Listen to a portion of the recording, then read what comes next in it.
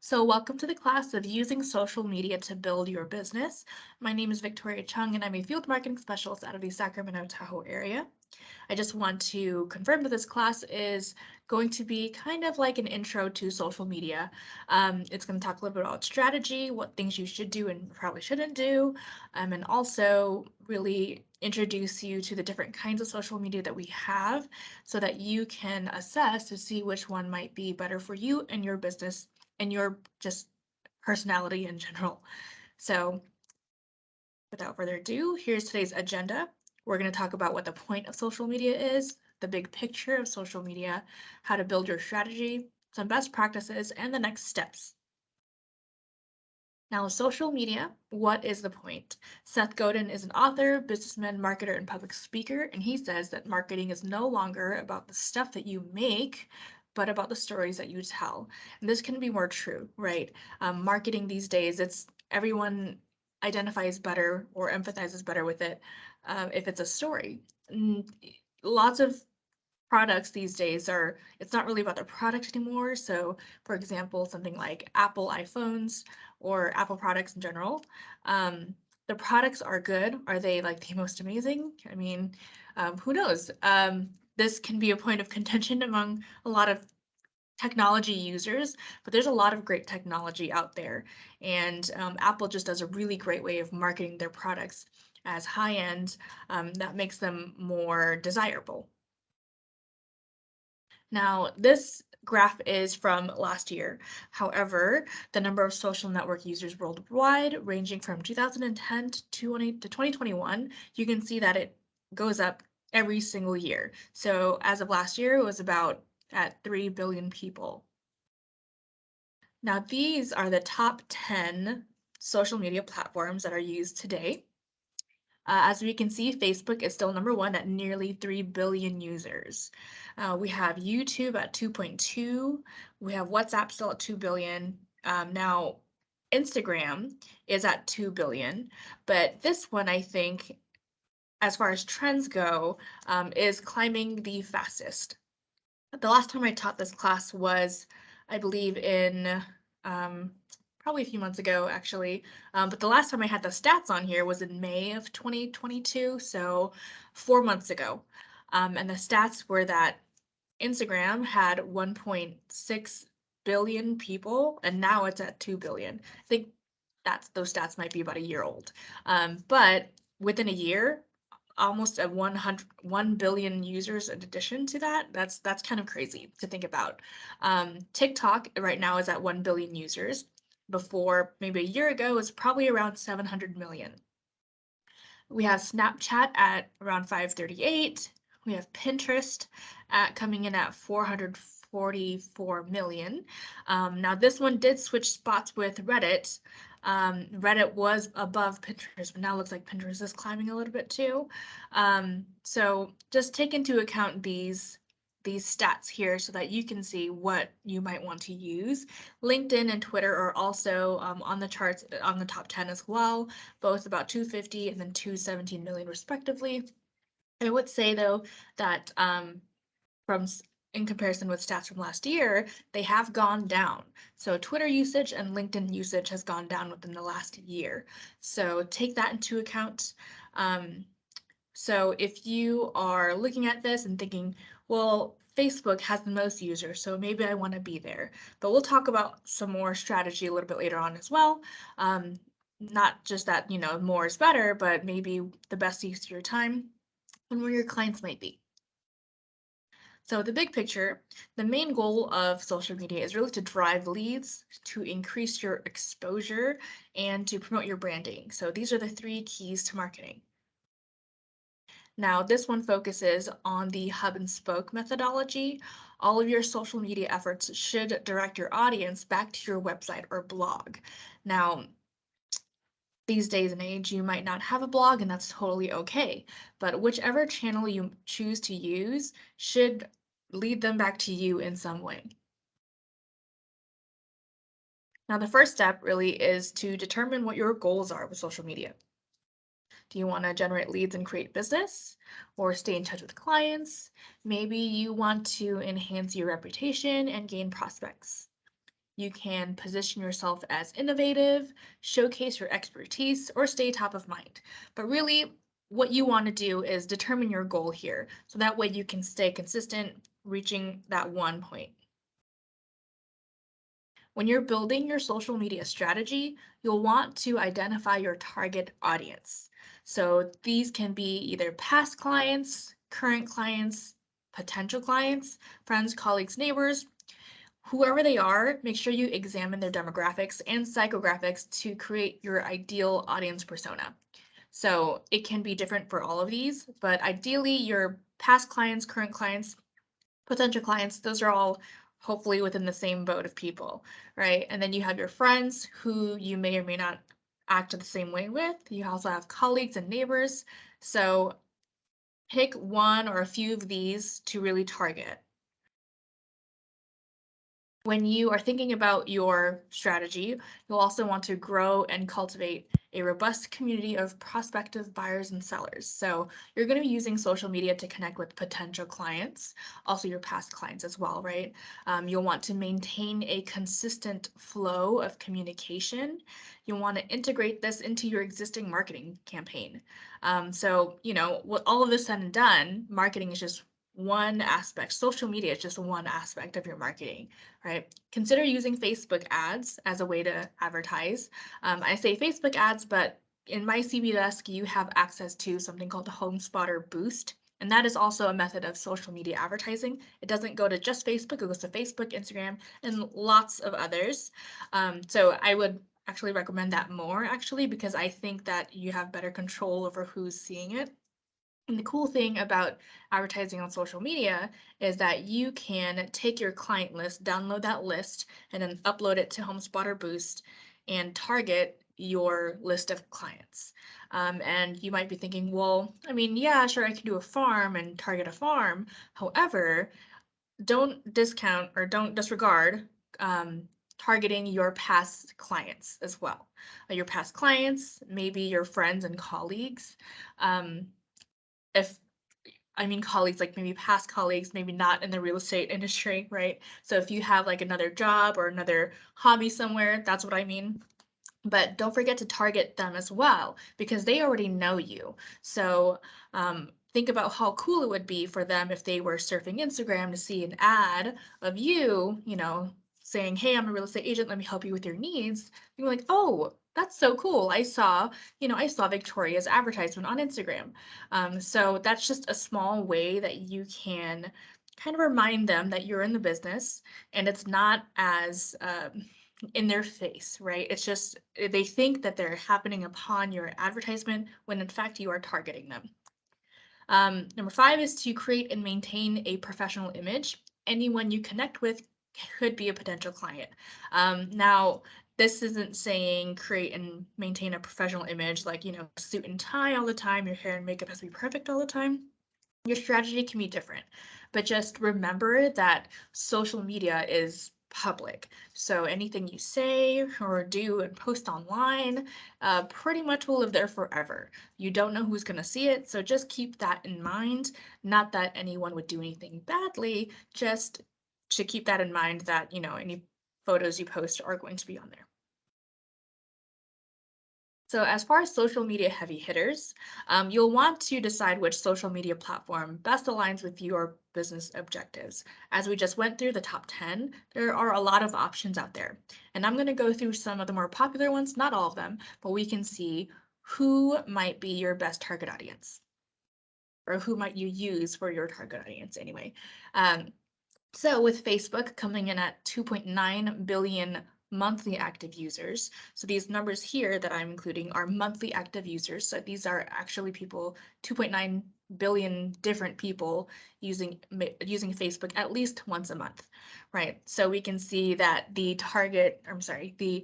demographic generally is people between 18 to 29, that's 82% of users or 82% of that population. You have the age group between 30 and 49, that's 79%. You have 50 to 65 being, 50 to 64 being 64%. And then you have the 65 plus group averaging about 48%. The best content For Facebook, include things like text, pictures, videos, polls. Facebook generally is a good all-around platform for a little bit of everything. So that's why that one is so popular. Then you have YouTube coming in second behind that with 2.2 billion monthly active users.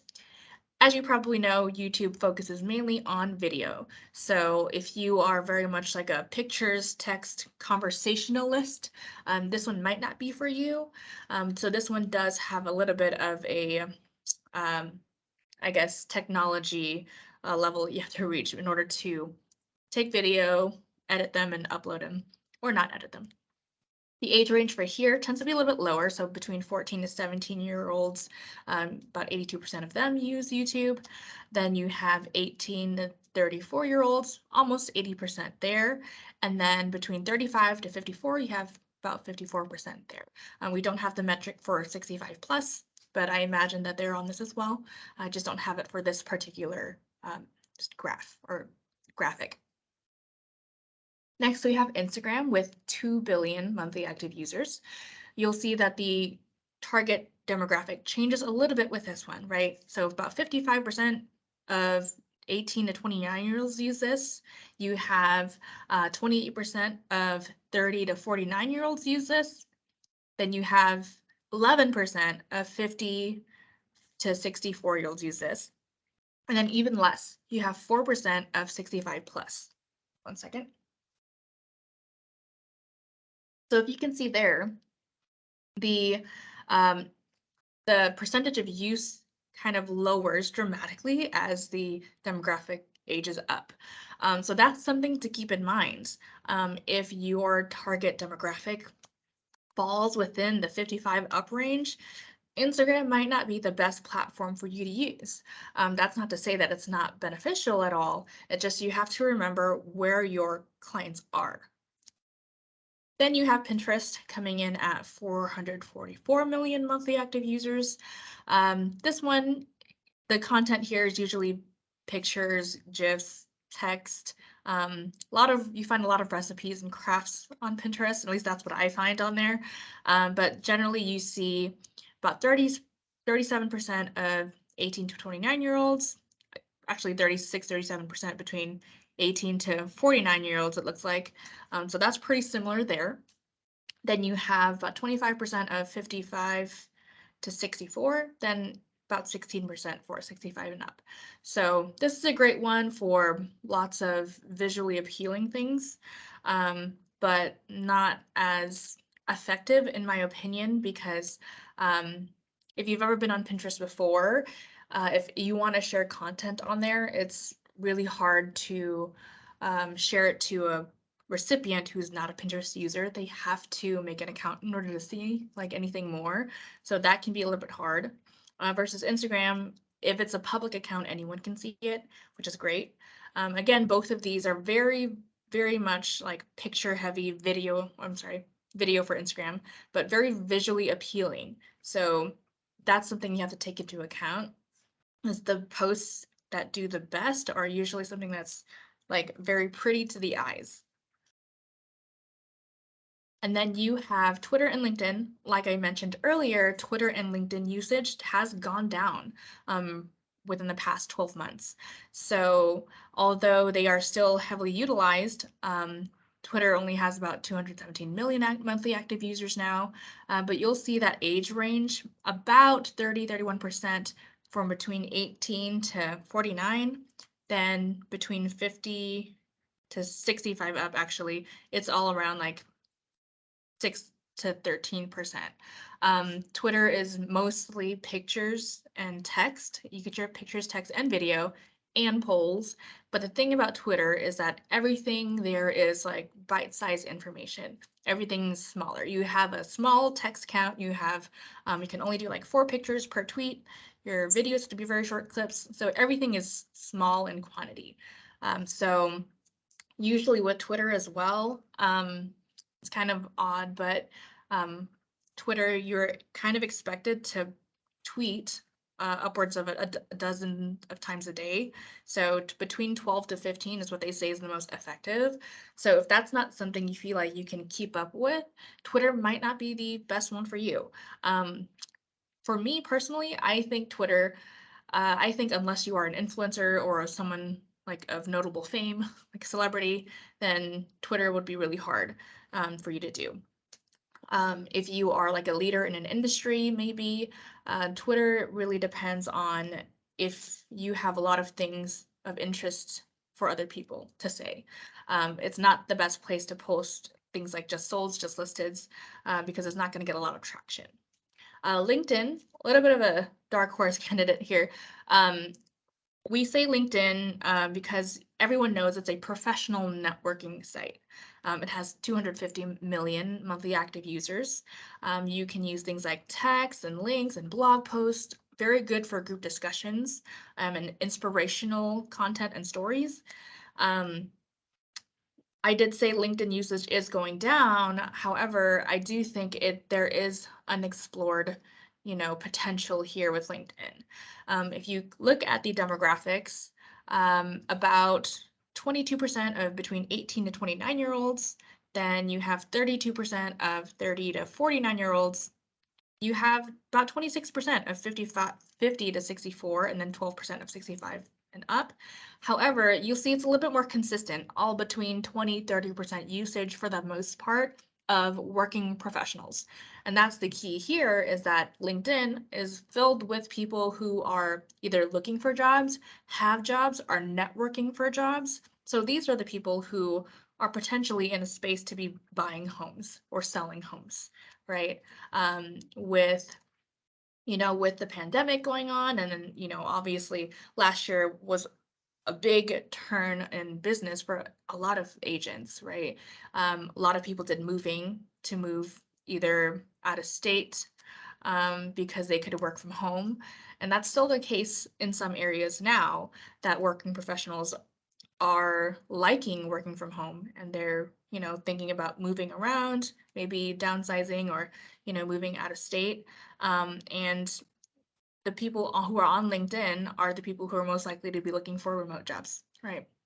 So they have the skills and the background and education to be doing jobs in tech, to be doing jobs that they can be successful with remote work. So that's, in my opinion, unexplored territory there. Lots of professionals and young adults who are in that position to buy or sell a home on LinkedIn. But I would say, LinkedIn, like I said, lots of blog posts, lots of group discussions. So I would say it does require more engagement on LinkedIn. Now, as far as your strategy, there are different ways you can do this. I think the main ways are to inform, to inspire, entertain, and reward. These are the kinds of posts that you will be doing on social media. So when you're doing an informing post, you are leveraging trending topics to draw interest. You are using local, national, company, and personal news. You're sharing real estate stats, right? So you're kind of informing your audience about anything that's going on. You can also inspire. So inspiration comes in all kinds of forms, right? The most popular is to sell the lifestyle. So anything like the California lifestyle, luxury, cuisine, culture, whether or not you agree with me on this, I think California has a very unique lifestyle, very notable lifestyle compared to the rest of the world. Usually, if someone from another state or another country sees social media, it's pretty easily identifiable if it's California or not. And again, you can use this to showcase beautiful and aspirational imagery. So again, very visually appealing. And this is Instagram I'm talking about mostly. Next, you can entertain. So you can use questions, polls, or surveys to engage your followers. And I'm not just saying posting funny quotes, but actually engaging. So if you're posting a poll on Instagram, you're kind of entertaining them, right? They're engaging and actively, responding to you. You can post fun and informative videos and infographics and memes, right? The meme culture is very strong in, I would say, this generation. Then you can also reward your audience. So you can answer questions, respond to comments in a timely fashion. And that's, you might be thinking like, that's not really a reward. But no, it is. So definitely anytime someone is engaging with you, try to engage back. You want to add value to the conversation. You want them to feel like they can talk to you and that you're approachable. Provide offers and incentives. That's the most common thing that you're probably thinking of when you're thinking of reward. So it's really popular these days to do like giveaways or special events for your followers. So that's a very good way to gain new followers as well, is to say like, hey, I reached 10,000 followers. I'm going to have a giveaway for, I don't know, this cheese board that I usually give to my clients. So those are some ways to engage with your audience. Now, you don't really have to pick just one. You can do multitude of these things, but definitely try out different things and keep track of what you are doing and see which method is getting you the most engagement and the most likes. That way you can make sure to kind of focus on those some more. Not to say that you should be doing reward posts all the time, but maybe a little bit more than the others if that seems to be working for you. Now, when you're posting content, you have to make sure to add value and not noise. Now, it's really easy these days because we always say post, post, post, post everything, to post something that might not be, super useful or beneficial or notable to anyone. But just think about this, so before posting, ask yourself, will it spark interest or conversation? Is it tailored to my ideal persona? Does it help me achieve my social media goals and objectives? And does it inform, inspire, entertain, and reward?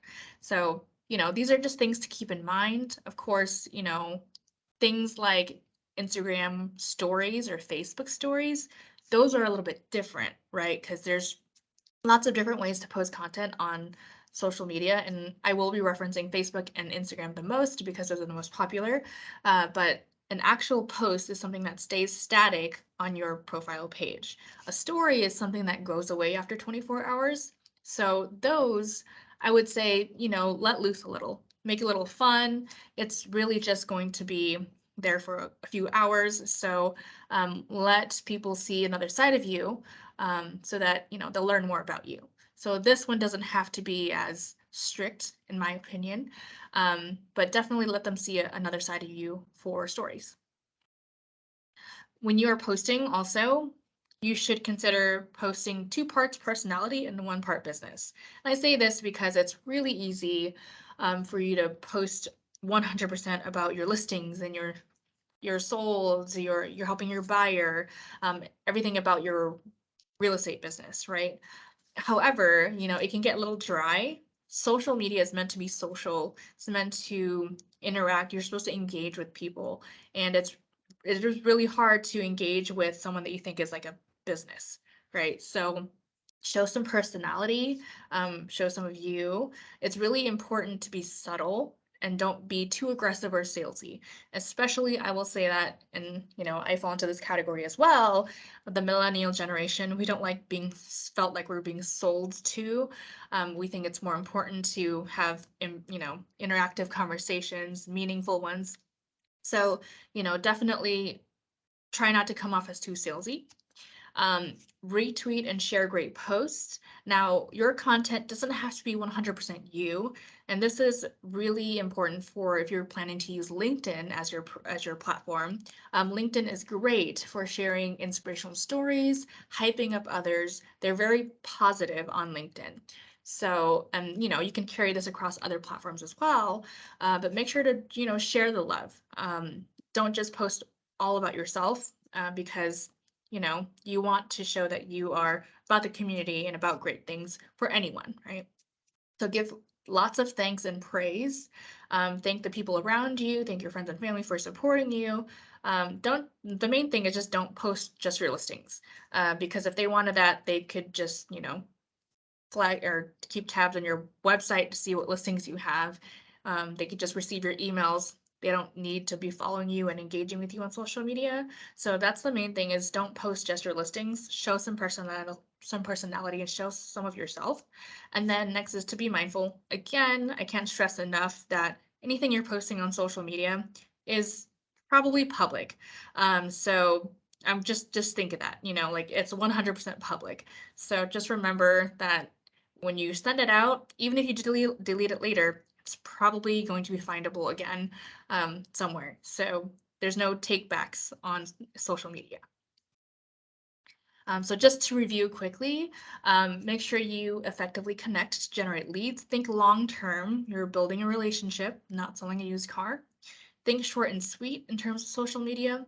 The only exception to this rule, again, I keep saying exceptions, but LinkedIn, they like to share lots of stories. So that one tends to be a little long.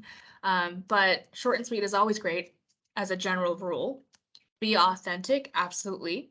Be there every day. I know it's hard, but social media is something you have to be consistent with. So start off small. I know I have this 5-5-5 system here, but this one essentially goes into post to 5 different pages, send 5 private messages, engage in 5 different chats. But if that's too much, start off with one. Start off with one post, start off with one comment, one like, anything, one follow. Start off with one and then move your way up. Because what I absolutely do not want you to do is look at this and think, that's too much. There's no way I can do this. Everyone can do it. Just start off small and then work your way up. There's a learning curve to everything. So once you get comfortable with it, it'll be a lot easier later on. And also, again, inform, inspire, entertain, and reward. That's something that's, these are the different kinds of posts that you'll be doing. I also want to remind you that social media, yes, you are a real estate agent, but that doesn't mean you can't take inspiration from somewhere else. So I highly recommend you to follow other real estate agents, follow other content creators that you like, so you can kind of establish your style of doing things. It's going to be hard at first to kind of see, okay, well, I don't really like doing video. I don't know if I want to do video. So maybe you could find another way of doing it. I will say video is king. So if you don't like video, it's going to be really hard for you to kind of gain any traction. So as much as possible, try recording yourself, try recording everything until you get more comfortable with it. Something like this, me doing this online class, was really uncomfortable for me at first too. However, doing it for about a year now, I've gotten a lot more comfortable with being in front of a screen. So it just takes practice. Eventually you will feel more comfortable talking to a computer screen or a phone screen. It's not going to be as awkward. So just try it out and then you'll eventually get the hang of it. And then next steps, really, it's super simple, but here I just have a calendar for October. The best thing that you can do right now, since we're about 9 or 10 days out from the end of the month, is to plan ahead. Content can be a little bit hard for people. So I know that, you might have a hard time thinking of what to post. But if you have it in front of you, plan the entire month out. That way it's easier for you later on. You don't have to post every day if you can't yet, start off with a couple of times a week. Again, work with baby steps. Maybe in October, you can post 3 times a week, then November, maybe 4, then December, maybe every day. You'll get better at it. But really the key to this is to just pull out a calendar and then every day write a topic that you want to post on. Maybe on October 3rd, you want to post a picture of your Halloween decorations. Or maybe you have like a succulent that's growing really well and you just take a little picture of your succulent. Who knows? Maybe you got a pumpkin spice latte at Starbucks, anything really. So just post, try to post every day. Again, but stories, those you can do every day as well. The more, the better. I would say averaging about 3 to 5 stories per day is good. But don't think this has to be anything like professional or anything. Stories are typically behind the scenes. So definitely plan out your content for the month. It's going to make your life a whole lot easier when you have goals to accomplish every day. Okay. But that is essentially the presentation. So thank you so much for joining. Are there any questions? I'm going to stop the recording and then we can discuss a little bit more if you have time.